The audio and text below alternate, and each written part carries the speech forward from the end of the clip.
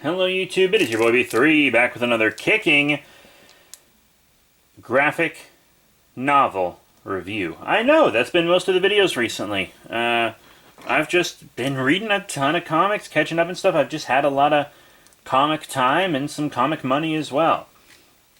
But today we are reading a very famous story that was even adapted into the MCU, the Infinity Gauntlet from Marvel. Quick read up of the back of the book. It's the Avengers, the New Warriors, the X-Men, and more against the omnipotent, eternal Thanos. The Mad Titan has become the most powerful being in the universe, and enslavement or destruction may be the only choice he gives it. The successive Starland sagas that shook space and time start here, collecting Infinity Gauntlet 1 through 6. Quite the read. I hadn't read this in a long time. I hadn't read this book since high school. To be completely honest, it was adapted into the MCU under Infinity War and Endgame.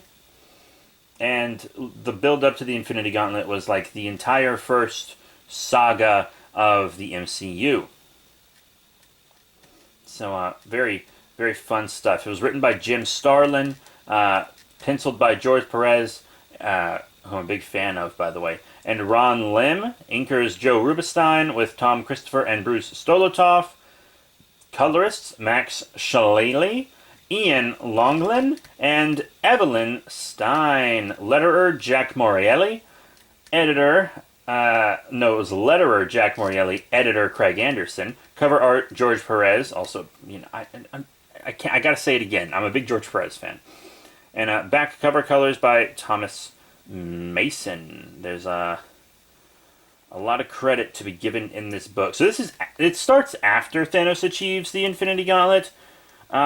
There actually are stories that you can read where like Silver Surfer's trying to stop him, and Thanos basically gives his plan to the Silver Surfer, and then you get to see Thanos go and collect the stones. And this is true, I think that those stories that lead up to the Infinity Gauntlet are actually better than the Infinity Gauntlet itself. And I think they're included in the deluxe edition. Don't quote me on that, but I believe they're included in the deluxe edition. I'll be reviewing them separately as separate entities. Get 2 videos out of it, Also, I only recently got this edition of Infinity Gauntlet because I got it for like $4. And I was like, Infinity Gauntlet brand new for $4? Yeah, I'm grabbing that. So I didn't get the deluxe one. And that's why it was just too good a price to pass up. But it's Thanos, and he already has the gauntlet, and Mephisto is like really sucking his dick. Mephisto's kind of manipulating Thanos. Silver Surfer tells Doctor Strange of Thanos' plan. He achieved the Infinity Gauntlets after Lady Death brought him back to life, so that, he could become a god. He's just always wanted ultimate power. But he also wants to impress Lady Death. And the task that she gave him was to end half the life in the universe, because there were more people alive than had ever died, and the balance was just super duper off. Adam Warlock, Pip, and Gamora kind of come back from the dead in these new human bodies that they kind of morph into their own, which was very weird, but I actually thought it was a really cool idea. Like a really cool idea. We get to see all the people disappear and how it affects all these different places. We get to see all the superhumans that for sure disappeared. Lots of stuff going down in this book. Quasar was in it. I've actually been wanting to read more stuff with Quasar, so I was very happy he was in this book. I actually forgot all the stuff with Quasar and Doctor Doom. To be completely honest, I had forgotten all that. Because once again, I hadn't read this since high school. I feel like I probably should have reread it when Infinity War came out, but I never did. Odin gets like all the leaders of all these different pantheons together to help fight Thanos. Like, truly more power is amassed against Thanos than has been amassed probably against anyone in the MCU. But Thanos is omnipotent. He can see a lot of it coming.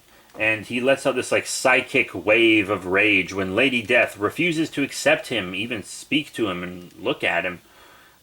So he like it destroys the Bifrost and throws Earth out of its orbit, and it's like running. It's running amok, just wreaking havoc on the entire universe.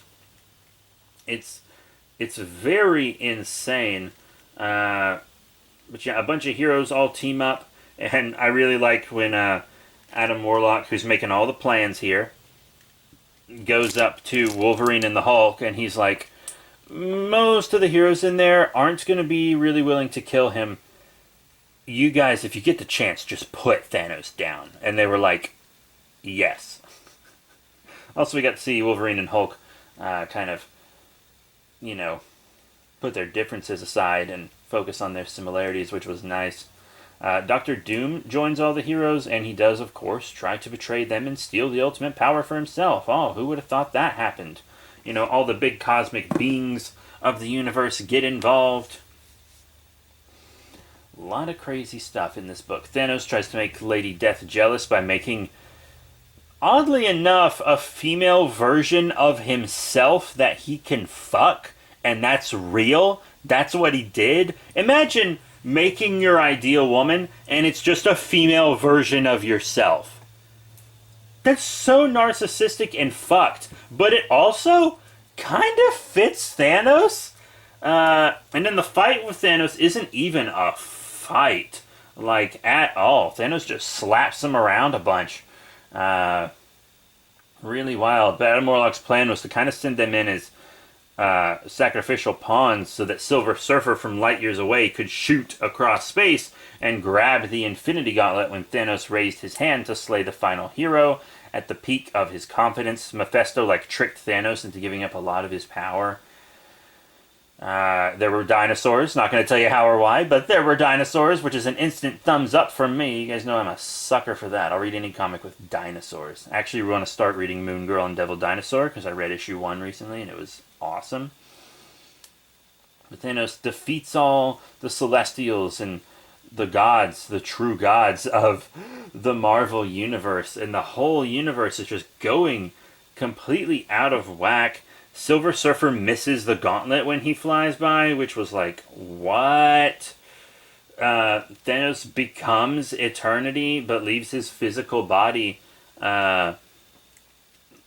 unguarded, so Nebula, his granddaughter, is able to, or claims to be his granddaughter, steals the Infinity Gauntlet, and then she becomes God, but her mind isn't up to the task, and she's been tortured for so long that she's kind of crazy.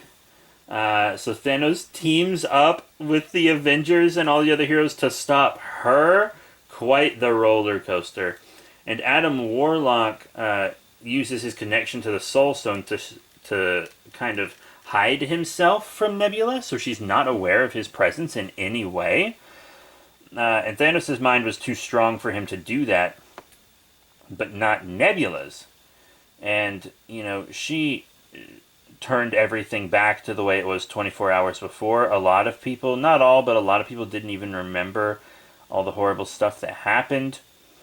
Adam Warlock taps into the Soul Stone and uses that, because he's connected to it at his core, and uses that to just make the Infinity Gauntlet his, and he becomes kind of a god, and it makes the Avengers really nervous, and Adam Warlock's like, you guys are just going to have to deal with it.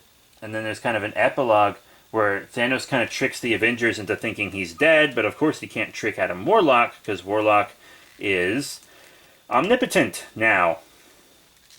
And, it all kind of turns out that Thanos only lost because he let himself lose. Otherwise, Thanos would have won every time the Avengers ever fought him. Deep down, he feels that he does not deserve the power. So, every time he makes a scheme, he works a way into it for him to be defeated. And he does it without even knowing it, so that can be exploited.